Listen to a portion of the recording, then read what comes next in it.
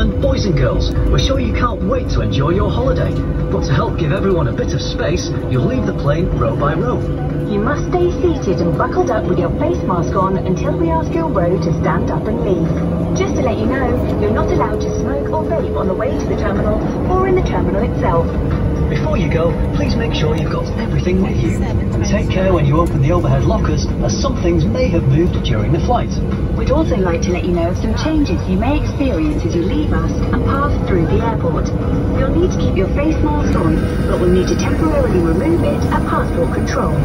Some airports now have temperature checks in place as you pass through. And remember, if you experience any COVID-19 symptoms, however mild, please check the NHS coronavirus website for the latest advice. Our friendly team will take you into the terminal and will be happy to help you in baggage reclaim. Please follow any social distancing signage and other safety instructions. Once you've picked up your bags, please leave the airport as soon as possible.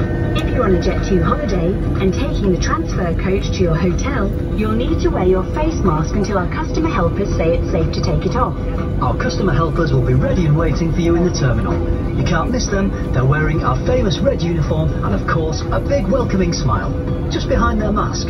Thanks for flying with us today, and from all of us, have a lovely holiday.